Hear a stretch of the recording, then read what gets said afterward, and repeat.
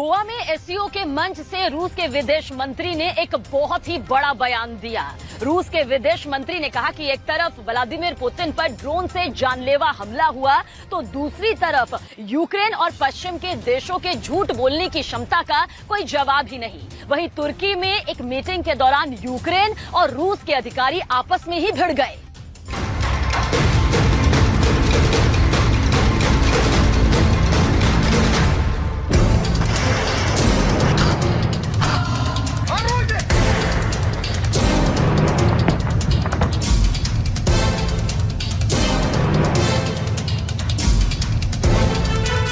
Putin पर हुए हमले के प्रयास के बाद अब यूक्रेन की जंग और भी ज्यादा खतरनाक हो चुकी है।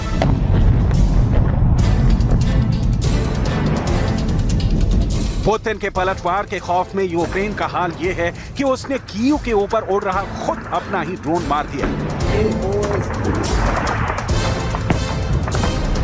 इस सवाल का जवाब सबसे ज्यादा तलाशा जा रहा है कि आखिर पुतिन के सरकारी आवास पर हमला करवाया किसने। पुतिन पर हमले के बाद दोनों देशों के बीच तनाव इतना ज्यादा भड़क चुका है कि आपसी बातचीत के लिए इकट्ठा हुए यूक्रेन और रूस के डिप्लोमेट्स के बीच बहुत जबरदस्त हाथापाई हुई है। जंग के मैदान में सिपाही लड़ रहे हैं और टेबल पर यूक्रेन और रूस के अधिकारी लड़ रहे हैं।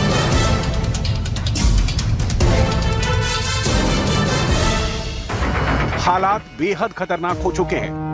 आखिर क्यों और कैसे हुई ये टेबल फाइट, आगे बताएंगे आपको। एक तरफ रूस ने क्रेमलिन पर हमले के बाद यूक्रेन पर ताबड़तोड़ मिसाइलों और रॉकेट्स की बौछार कर दी है और दूसरी तरफ कादिरव ने यह बयान दिया है कि अभी तो कुछ हुआ ही नहीं है। आखिर कैसे कादिरव के इस बयान ने दुनिया के कई बड़े नेताओं को डरा दिया है, ये भी आपको दिखाएंगे। और इसके अलावा आपको लेकर चलेंगे बखमूत, जहां पर वैगनर चीफ अपनी सेना को लेकर खड़ा है और पुतिन से हथियारों की भीख मांग रहा है।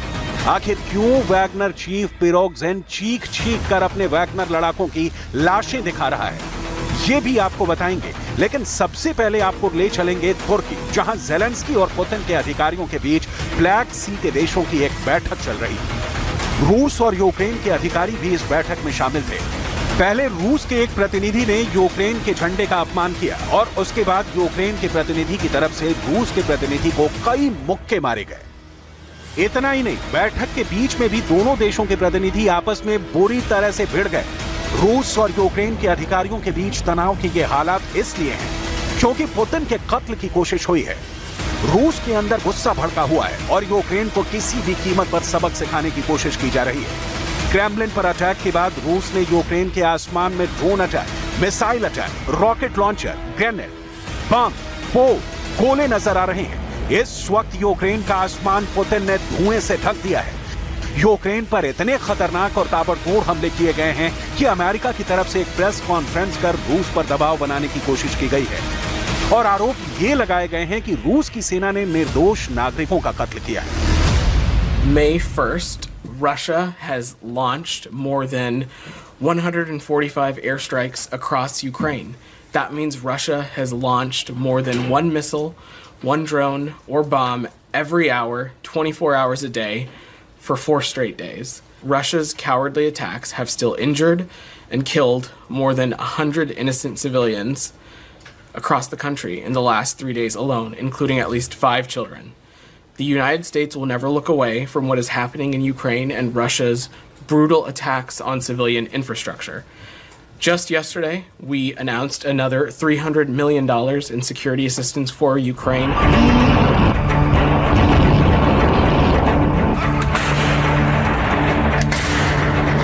कीव पर इतने जबरदस्त हमलों के बाद चेचन्या स्टेट के प्रमुख और पुतिन के बेहद अहम कमांडर रमजान कादिरव का बेहद चौंकाने वाला बयान सामने आया है।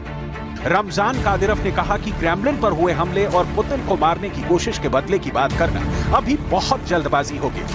पुतिन खुद पर हुए हमले के बाद भी बहुत धैर्य और संयम से काम ले रहे हैं, जिसकी तारीफ की जानी चाहिए।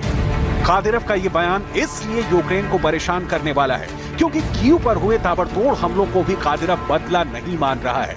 कादिरव का कहना है कि बदले की बात करना अभी जल्दबाजी है। लेकिन सबसे बड़ा सवाल हर किसी के मन में उठ रहा है कि पुतिन पर ड्रोन हमले की प्लानिंग आखिर किसने की। हमले के बाद से ही नाटो के कई देशों ने बिल्कुल साफ कर दिया है कि पुतिन के खिलाफ हमले में उनका कोई हाथ नहीं है। यहां तक कि अमेरिका भी यही बयान दे रहा है कि क्रेमलिन पर हुए हमले में उनका कोई रोल नहीं है। Questions over the last 24 hours or so about this alleged drone attack at the Kremlin. We're still trying to gather information about what happened, and we just don't have conclusive evidence one way or the other. I know there's lots of questions, but we just don't have conclusive evidence. One thing I can tell you for certain is that the United States was not involved in this incident in any way, contrary to Mr. Peskov's lies. And that's what they are, just lies. लेकिन रूस इन दावों को स्वीकार नहीं कर रहा है। जहां तक यूक्रेन की बात है, सवाल ये उठता है कि क्या यूक्रेन के पास इस तरह के ड्रोन हमले करने की ताकत है?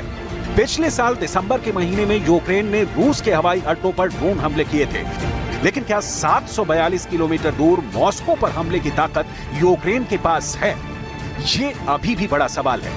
कई एक्सपर्ट के दावा कर रहे हैं कि रूस ने फॉल्स फ्लैग ऑपरेशन के तहत पुतिन पर हमला करवाया है। इसकी वजह है ज़ेलेंस्की का अग्रेसिव वॉर प्लान। दरअसल ज़ेलेंस्की जल्द ही रूस के खिलाफ एक बहुत बड़े हमले की तैयारी कर रहे थे।